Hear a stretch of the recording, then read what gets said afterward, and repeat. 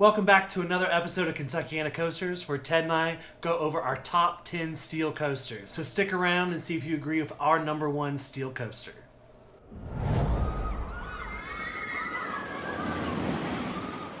So as I said, today we're going to go over our top 10 steel coasters. Now this one's a little bit more exciting to me than the wood. Love wood coasters, don't get me wrong. But steel, there's a lot more of them. There's a lot more manufacturers and a lot more coaster boys and fanboys of those manufacturers. So I think you'll see some biases in my list and probably some Ted's too. You'll see which one I like, which manufacturer I like best. But there's all kinds of manufacturers. We have B&M, Intamin, Mach, or is it Mach? I don't know. That one. And then of course the new kid on the block, Rocky Mountain Coasters. So they're making big splashes with their coasters like Steel Vengeance up at Cedar Point, and many others, starting with the Texas Giant rehab that they did down there on that. So really exciting to see all these manufacturers step up their game in the steel coaster world, to give us really different things, different ride restraints. You have flying coasters, you have wing coasters now, you have launch. It's an amazing time to be alive and be a coaster enthusiast. So no shade on anyone else's list. These are just our personal top 10 lists. And of course, please click that subscribe button on YouTube. Anyways, it's about that time. It's not a long intro today. I need to call Ted. Hey Ted, what's going on? Hey Anthony, not much. How are you doing? Hanging in there, man. COVID time's still persisting, but looks like there might be some light at the end of the tunnel with some parks opening, virtual waiting lines, things like that. So I'm hopeful. I'm hopeful we might be able to get on something this year. Yeah, seems like parks are being pretty aggressive and trying to figure out how to open back up. So maybe it'll be sooner than later. I hope. I think had I been on Orion now, I think it would affect my top 10 list today probably. Yeah. Because it's looking pretty good, top 10 worthy for sure. So what are you drinking today, Ted, to celebrate our top 10 steel? My quarantine cocktail. I finished off the chaser last video, so just drinking a bourbon neat. Very nice. It's one of my favorite ways to drink bourbon, as long as it's good enough for bourbon. I'm also drinking Four Roses bourbon. This is made in Lawrenceburg, Kentucky, just outside Lexington, Kentucky. So one of my favorite bourbons. Their yellow label, just their regular bottles, a great affordable bourbon if you're looking for one. All right, Tim. So before we jump into our top 10 steel list, let's get the honorable mentions out of the way. Which coasters did not quite make your top 10 steel list today? Okay. All right. So starting my list off, the honorable mentions, I have Thunderbird at Holiday World. My number 14, I have Riddler's Revenge. And then, so I kind of wanted to show these guys off. These are the Chang brake pads that you gave me as a gift a couple years ago. Riddler's Revenge is an awesome B&M stand-up, so it's at number 14 for me. Number 13, I have Banshee at Kings Island as my number 13. Nice. Doesn't have the snappiest transitions like some of the older school B&Ms, but I really love Banshee, the speed and everything. It's just a fantastic, really smooth ride. So number 12, I have Tatsu. So you might be seeing sort of a theme in my honorable mentions. We got a lot of B&Ms. Yeah, a lot of B&Ms. Yeah. It makes me nervous. They're really good rides, but not quite making the top 10. And then number 11, I have Alpengeist at Busch Gardens Williamsburg as my number 11. All right, so my honorable mentions, again, no particular order for me, but first on the list for me is Diamondback at Kings Island. So another B&M on the not quite top 10. But it's a great hypercoaster, just, it's not my favorite of the model. So it doesn't make the top 10 in my opinion. Next on the list is the Incredible Hulk at Universal Studios Islands of Adventure. One of my favorite B&Ms, I guess. Of course, it's not up on my top 10 list, but it's a really good ride, really old. I'm so glad they just rehashed it and redid it all. Next is Lightning Run at Kentucky Kingdom. Love that tiny little steel mean machine. Like, it is snappy. It almost cracked that top 10 list, but didn't quite get there. But maybe it probably should have. Next on the list is Mr. Freeze Reverse Blast. I picked the St. Louis one. I've been on both. I like the St. Louis one better. It doesn't look like much, but a ton of fun. And then last on my not quite top 10 list is Titan at Six Flags Over Texas. Okay. Pacing is what kills me on this ride. That the mid-course brake run's rough, but otherwise forceful, fantastic coaster that I just really enjoy riding. So All right, Ted, so let's jump right into this top 10 list. What is your number 10 favorite steel coaster that you've ridden? And we've been on a lot. All right, so my number 10 is Diamondback, just, one you just mentioned. And then I'm sporting my First Rider t-shirt from '09, so it's Nice. hard to I have one of believe. those myself. yeah, it's hard to believe it's been around for 11 years. I know. And it actually is my favorite of the B&M Hypers. Wow, okay. And I love riding it. Backseat is the way to go, and the airtime is just really fantastic. There's just a lot of it. The duration, it just lasts forever on those drops. So so number 10 for me is Diamondback. What about you? So my number 10 favorite steel roller coaster is another B&M Hyper, but it's Nitro at Six Flags Great Adventure. It was, I think, my second B&M Hyper, and it is just a fantastic ride. It goes way back out in the park. You kind of feel out by yourself. And just the pacing of it. I don't know. It's just, I don't know why I like it more than the others, other than like intensity and layout. Okay, so my number 9 is Monster at Adventureland. It was so good. The first drop, I feel like, is one of the best drops out there. Like, took my breath away every time. Crest that hill so fast, you're getting airtime over the top of the lift hill. And then the rest of the layout, there's fantastic hang time. It is great. I love even the sky ride going through it. It is a fantastic, fun ride that just never lets up the whole time. It's a blast. It has some stats too, so don't let it fool you. So my number 9 favorite steel coaster is Top Thrill Dragster at Cedar Point. I do think it's a cheap trick of getting a 400 footer. You know what I mean? All those things, all the complaints about it I get. Sure. But at the same time, it's a must ride, and it's one of my favorites. It is so intense. The launch is, I think you have to go to Japan to get a better launch. You know what I mean? Like, Top Thrill Dragster is a blast. 0 to 120 and 420 feet tall. I love it. Love it. I'll wait hours for it if I have to. It's not even 60 seconds long, and it's a blast. All right, Ted, so what's your number 8 favorite steel coaster? My number 8 is X2 at Magic Mountain. I mean, there's hardly any better moments on any coasters out there than the first drop, where it makes you do sort of like, I guess, a backflip or whatever, and faces you straight towards the ground as you drop. I think it's close to 200 feet, and it's a coaster where you feel like you have no control over what's going on, because you can look at the track, but you can't tell which way it's going to rotate. It's just really interesting to see, new innovative technology, but nobody's really kind of built one again. There's been some newer technology as far as wing riders and fixed and, but nothing like that, and it's super unique. I just hope I make it out to Magic Mountain before it goes defunct, because it's probably going to be a while before I make it out to Magic Mountain. So my number 8 is Banshee at Kings Island. The stats on it are fantastic, and the pacing on it is probably one of my favorite in the coastal world. And I love that the lowest point in the ride is like mid-course from the highest point in the ride. The second just straight up vertical loop is probably one of my favorite inversions ever, because the top of that loop is just so forceful. Just love that ride. It's high up on my list, Banshee at Kings Island. Yeah, a lot of good points there, yeah. Okay, so my number 7 is Lightning Run at Kentucky Kingdom. To me, it's sort of like a mini Phantom's Revenge. That's a good comparison. Yeah, the airtime is just like really, it's ejector airtime that's like really strong, quick pops. It's just so much fun. So fun. It's a blast. I mean, I love that it's here in my home state of Kentucky, because it's such a fun little coaster, and it's crazy to me that a park with a Rocky Mountain coaster in the back, I still like Lightning Run more. I do. I like it. It's so good. Love that ride. It is so intense, and it doesn't look like anything when you walk up on it. It's one of my favorites for sure.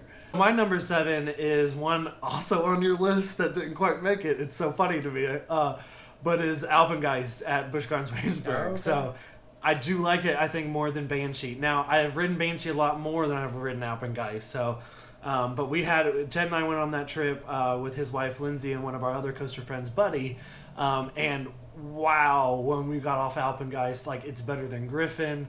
It's such a great B&M invert, and the theming on it and the cool, unique trains with the skis on it in the back and stuff like that. It's just a really cool, fun ride that has big stats behind it too. Yeah, that's a good point with the theming. My number 6 is Phantom's Revenge at Kennywood. Phantom's Revenge is just, it's a wonderful hyper. I think it's actually my favorite hyper. The restraints are awesome. The little lap bar They that are. comes over from the side, and Yeah. it tracks really smoothly, but the transitions are just really sharp and fantastic airtime. It was like the ejector air before ejector air was cool. You know what I mean? Like, it's old. Yeah. And it's a modge podge of companies who built it, over time. Yeah, that's a great oh crap moment when you crest over that second hill and see you're dropping down through Thunderbolt structure down into a ravine. Yeah, it's so good. I love that. It's a great surprise, and if you have somebody who's not into coasters and is not expecting that, that's going to, freak them out so hardcore, that this second drop is like double what the first one was. So I love stuff like that in a coaster that kind of, tricks your expectations. So my number 6 is one I think it's often overrated, but I still think it's really good, is Millennium Forest at Cedar Point. I still don't think it deserves number 1 anymore. It's but it's great. And after having a hiatus on the ride and getting back on it, I was like, you know what, this is still a really great ride. The appreciation too that I have of the first Giga that it was. So it gets a lot of crap. I understand people's complaints about it, but you generally have a good ride on it, and again, it's a must when you go to Cedar Point, which is the mecca of coaster land. So, all right, so my number 5 is also, we're staying at Cedar Point. My number 5 is Maverick at Cedar Point. Nice. It was my number 1 for quite a while before I rode some of these other guys that are coming up. It has the Beyond vertical drop. It has a super fun launch, and then it has 2 launches. Remember, the lift is a launch. Right. And then the Stingle dives are super fun. It has 2 fantastic airtime hills that are some of the best around. So it's a super well-rounded coaster, and Maverick is just a ton of fun to ride. All right, so my number 5 is Iron Rattler at Six Flags Fiesta Texas. The first Rocky Mountain to make my list, maybe the only Rocky Mountain to make my list.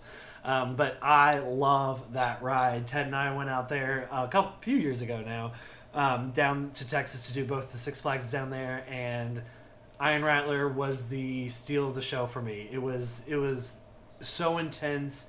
I love the quirkiness of it. I love the interaction with the quarry wall. Even the first drop from the just that slight angle kick that you get at the very top that just makes it feel out of control. It's just so much fun to me. Just screaming through it, it's just so much fun. It's one of my favorite rides ever. You absolutely nailed it, and that is my number 4 coaster is Iron Rattler at Fiesta Texas. Everything you said is super accurate. It's super fun. Airtime is super strong on a couple points. It's a standout coaster for sure, and like you said, that was the star of the trip. Texas Giant we rode Texas Giant in the morning, in the evening. We rode it multiple times, front, back. We wanted it to be Yeah. good. It was the first one we rode of the trip, of the 2, thinking that one was going to be the better one, but oh my gosh, no. Yeah, Rattler's so much better than Texas Giant. I guarantee you someone's going to comment saying like, oh my gosh, but the thing is, these are all personal. We all have our own reasons. Yeah. Nothing against it. Yeah. It's still fun, I'll ride it, but no Iron Rattler. It's not a standout coaster. All right, so my number 4 has already been mentioned on your list, which is Maverick, which I think is the first Intamin to make my list. I couldn't agree more with Maverick. The reason I hold back on Maverick is the just Intamin overall, really, as the mistakes that Intamin makes. Removing elements from originally planned rides, redesigning elements on originally planned rides. I appreciate the innovation and pushing the envelope, but if I was a park, I would be very, very cautious to get in a relationship with Intamin on a ride, because the reliability and all the design is just not there, in my opinion. That's why the Intamins aren't maybe as high on my list as other people's, just because I don't trust them. Maybe that makes it more thrilling, I don't know, but I just don't trust them. Okay, so my number 3 is Fury 325 at Carowinds. Only number 3? Come on. My number 3. It's a wonderful ride. I can feel your emotions coming through the screen here. Probably because I feel like I ruined it for you. So we were at Carowinds, and Ted wanted it to be number 300 for you. Was that right? Or no, 250? I think it was 250 back then. Yeah. Yeah. And like he wouldn't ride it all day. I had ridden it the day before because I got in town a little quicker than Ted and his wife. So I rode it first at night by myself, no line, like 10 times, right? I had a blast on it. And I was just like, Ted, it's awesome. And I overhyped it for you.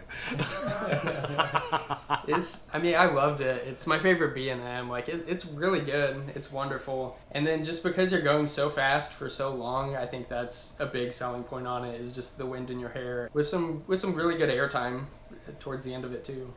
And just the length is fantastic. So it's a really good ride.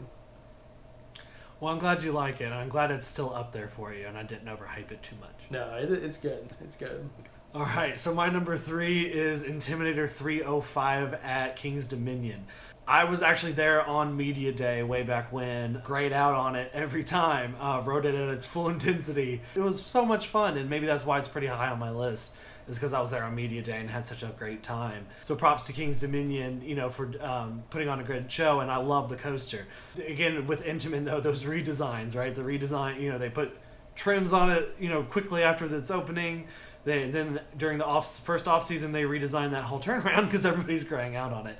But those problems aside, that's a unique coaster. It's intense. I've never been on anything like it. I had the original restraints too when I rode it, and I rode it like 20 times on Media Day.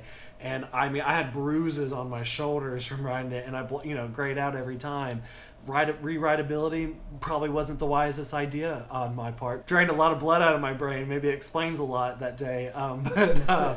It's a really fun, intense ride. Not a crowd pleaser. You know what I mean? I think a lot of general population people think it's too intense.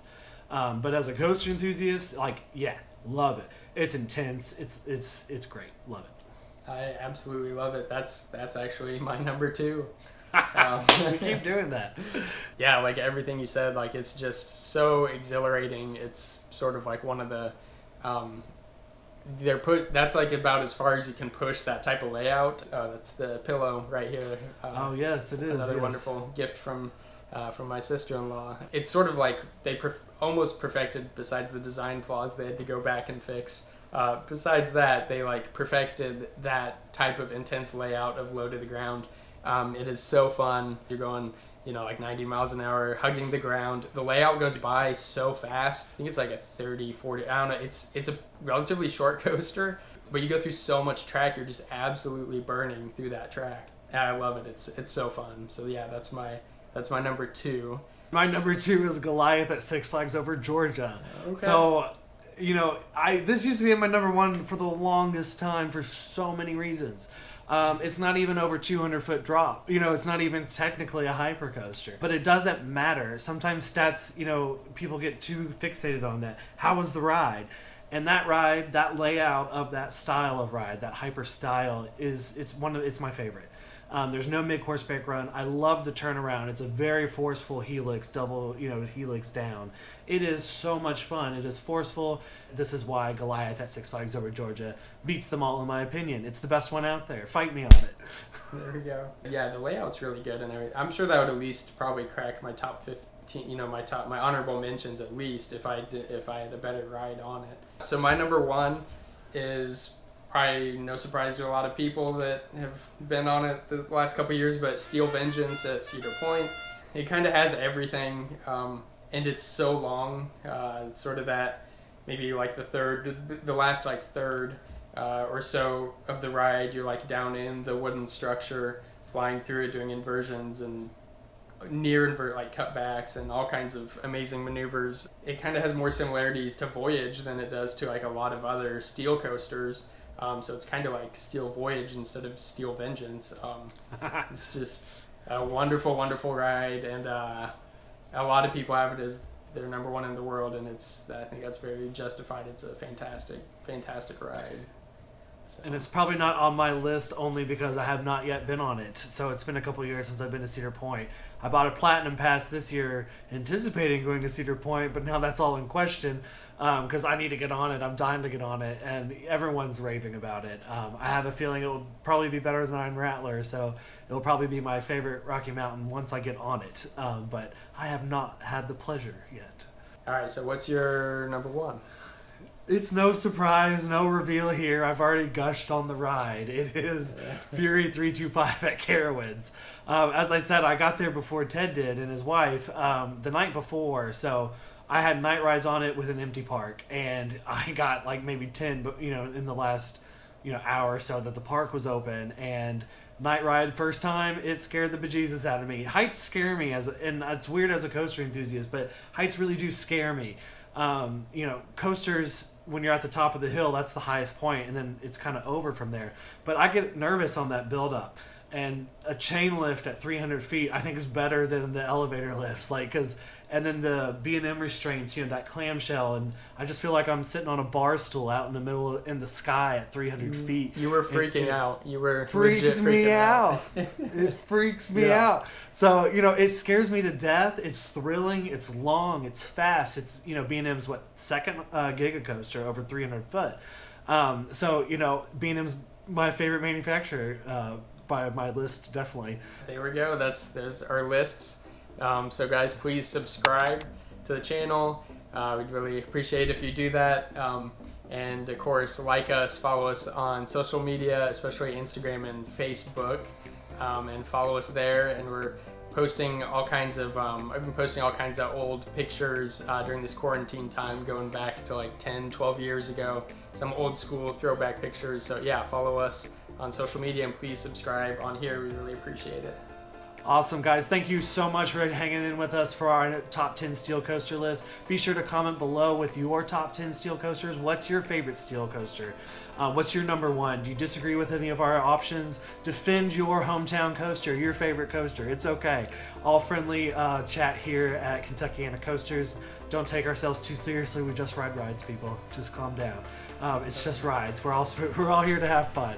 So thanks, guys, so much. Ted, it was great to see you. I will see you next time. Hang in there and be safe. All right. We'll see you next time, guys. See ya.